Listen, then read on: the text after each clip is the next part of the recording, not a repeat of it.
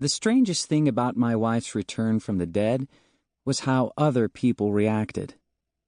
We were strolling through Belvedere Square, for instance, on an early spring afternoon when we met our old next-door neighbor, Jim Rust. "Well, what do you know?" he said to me. "Aaron!"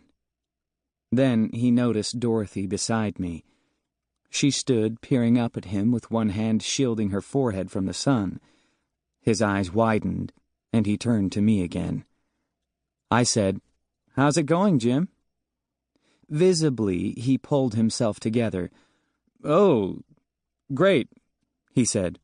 "I mean, or rather, but of course we miss you. Neighborhood is not the same without you." He was focusing on me alone, specifically on my mouth, as if I were the one who was talking. He wouldn't look at Dorothy. He had pivoted a few inches so as to exclude her from his line of vision. I took pity on him. I said, "Well, tell everybody hello." And we walked on. Beside me, Dorothy gave one of her dry chuckles. Other people pretended not to recognize either one of us.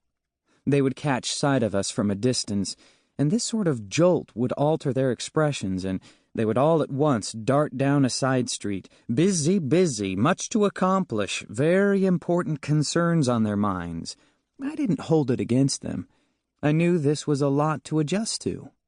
In their position, I might have behaved the same way. I like to think I wouldn't, but I might have. The ones who made me laugh aloud were the ones who had forgotten she'd died. Granted, there were only 2 or 3 of those, people who barely knew us. In line at the bank once, we were spotted by Mr. Von Sant, who had handled our mortgage application several years before. He was crossing the lobby and he paused to ask, "You two still enjoying the house?" "Oh, yes," I told him, just to keep things simple.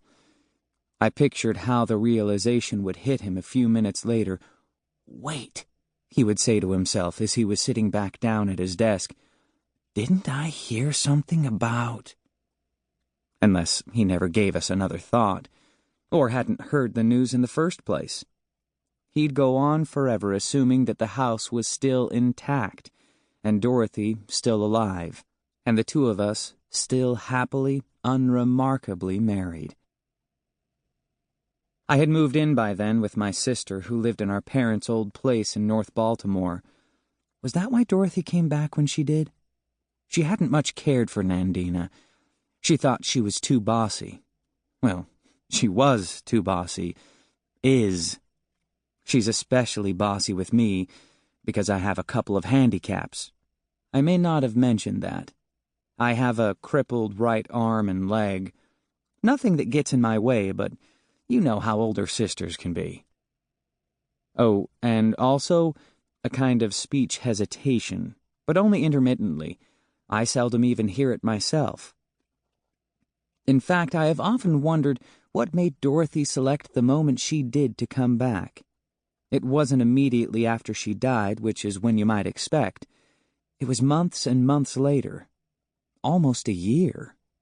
Of course, I could have just asked her, but somehow, I don't know, the question seemed impolite.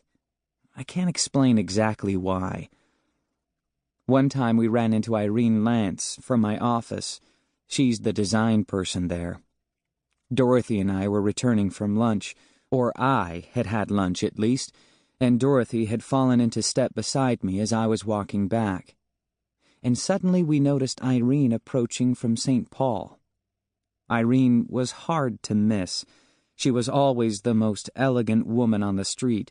Not that that was much of a challenge in Baltimore, but she would have seemed elegant anywhere.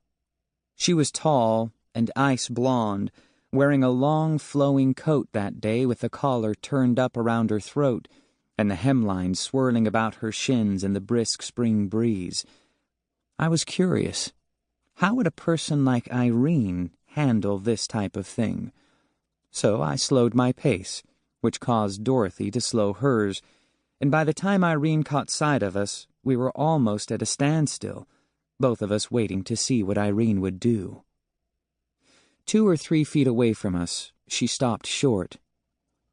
"Oh, my God," she said.